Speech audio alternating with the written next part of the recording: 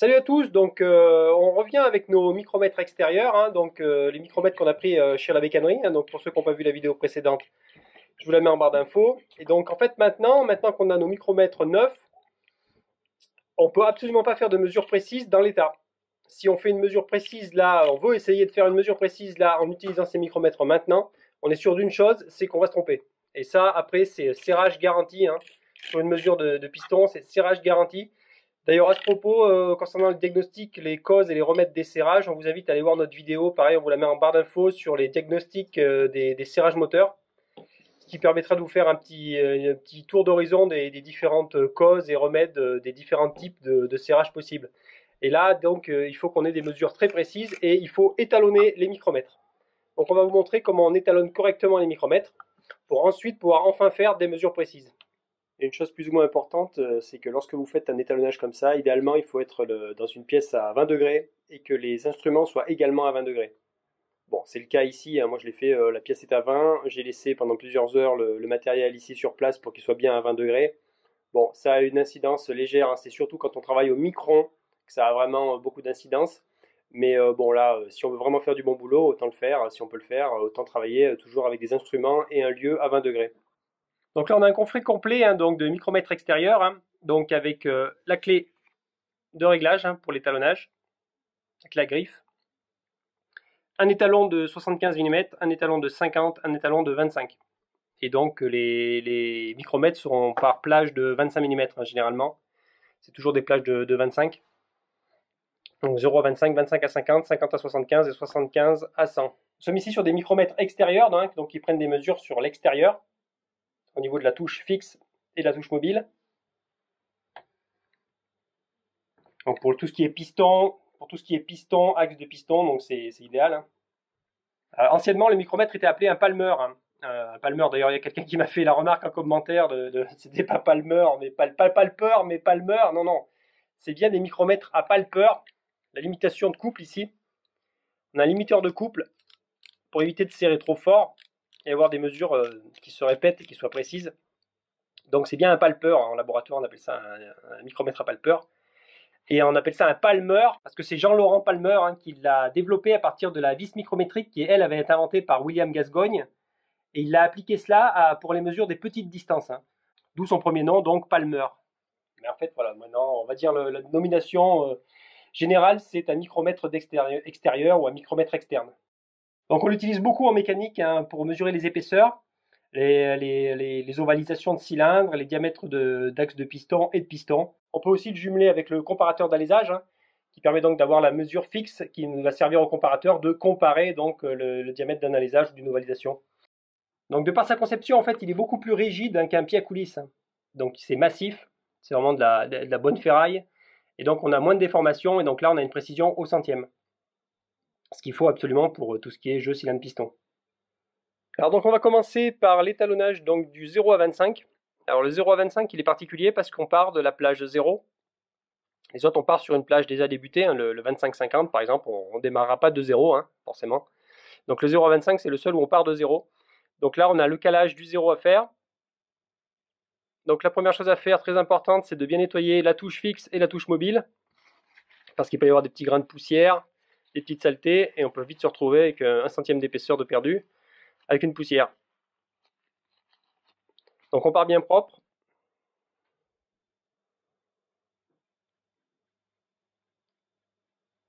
On le manipule toujours par le limiteur de couple.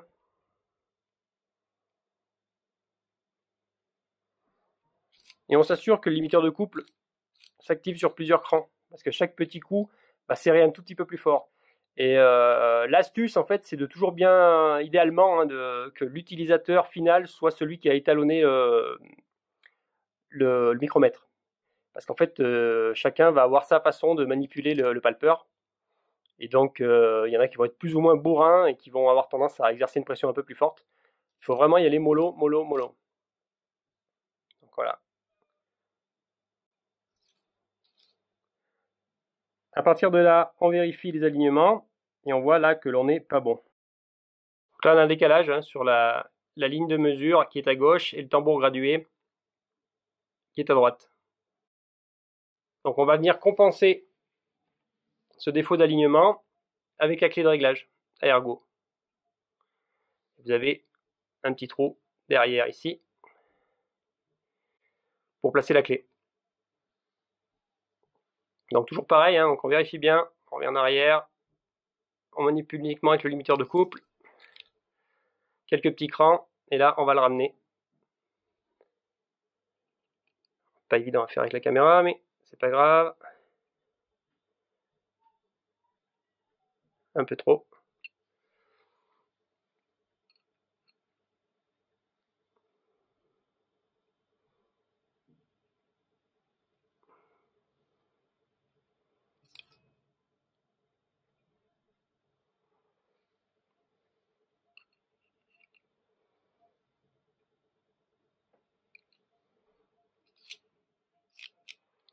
Voilà, donc on refait la mesure, on revient en arrière. Là on est super, on a un 0 bien aligné. J'espère que vous le voyez bien.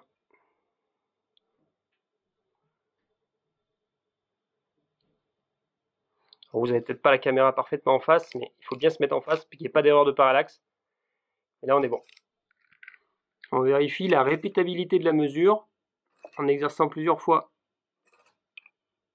le palpeur sur une mesure et vérifier qu'on obtient toujours un alignement parfait. Ce qui nous garantit une bonne répétabilité de la mesure, voilà, en fonction de la pression du limiteur de couple. Donc maintenant qu'on a notre 0 de réglé, on va passer au 25. Donc on va passer au 25.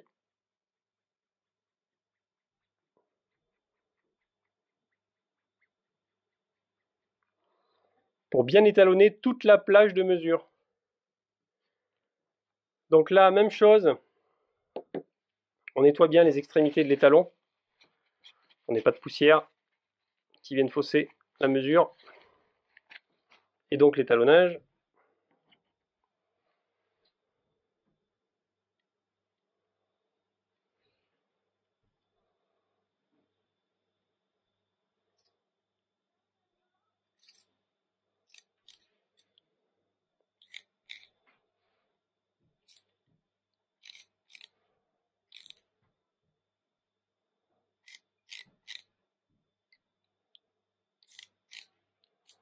Voilà, donc on exerce plusieurs mouvements avec le palpeur hein, pour être sûr qu'il soit bien en place.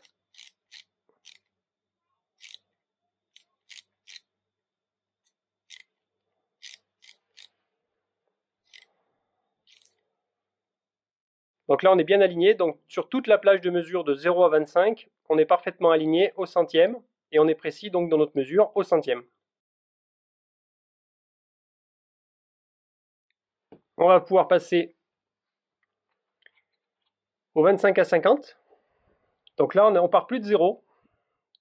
Là maintenant on part de l'étalon 25 au 50. Et on fait la même chose. On s'assure toujours que c'est propre.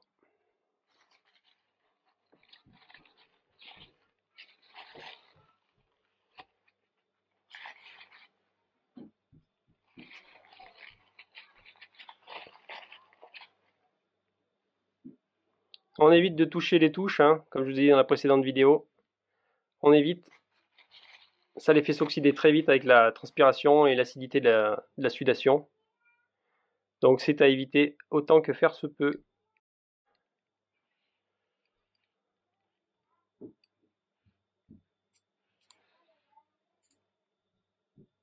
On aligne bien les talons avec la touche fixe et mobile.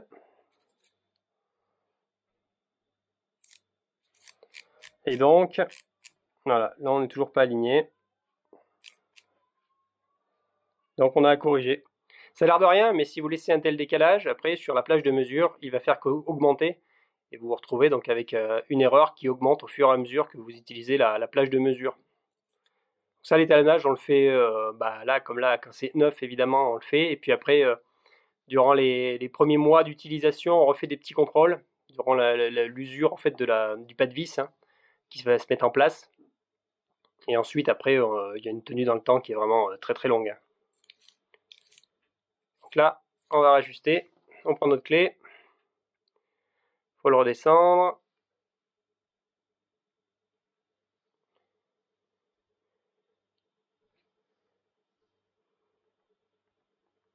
Un peu trop. Alors c'est toujours très facile d'en faire trop, hein.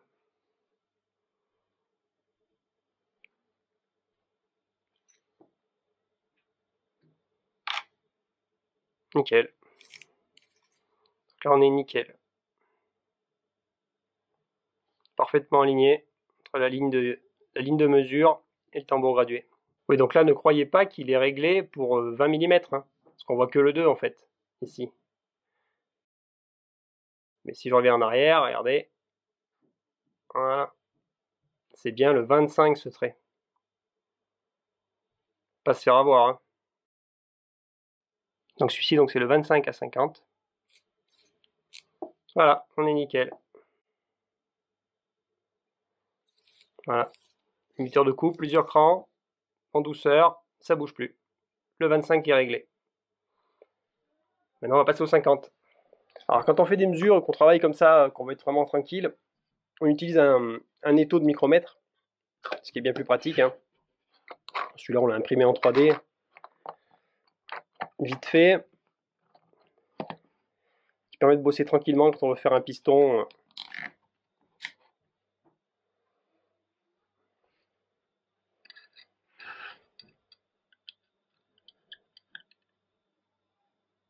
On met bien sur les phases d'appui.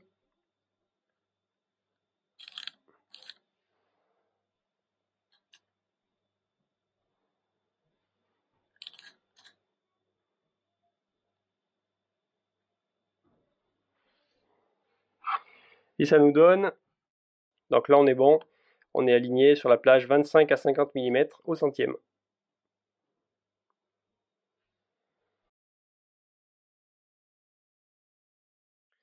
Voilà, donc maintenant vous l'aurez compris, on fait la même chose pour les deux autres micromètres, hein. Bon, je ne vais pas vous le filmer en vidéo, je pense que vous avez compris. Mais voilà, donc c'est comme ça qu'on étalonne ces micromètres pour ensuite être tranquille sur nos prises de mesure. Et donc voilà, pensez à regarder les premiers mois d'utilisation, faire des petits contrôles. Le temps que l'usure de la vis micrométrique se fasse, hein, il peut y avoir des légers mouvements. On travaille quand même au centième, donc là ça va vite, hein, on peut vite se retrouver avec des erreurs. Dans un cylindre piston, ça pardonne pas, hein, surtout si vous faites des ajustements serrés sur des grosses prépas, ça pardonne pas. Comme d'habitude, on vous met le lien du matériel qu'on utilise ici en description. Et un petit like, un petit partage, un abonnement pour les petits nouveaux, le PayPal Me, le Tipeee pour les plus mordus. Et à la prochaine, tchuss!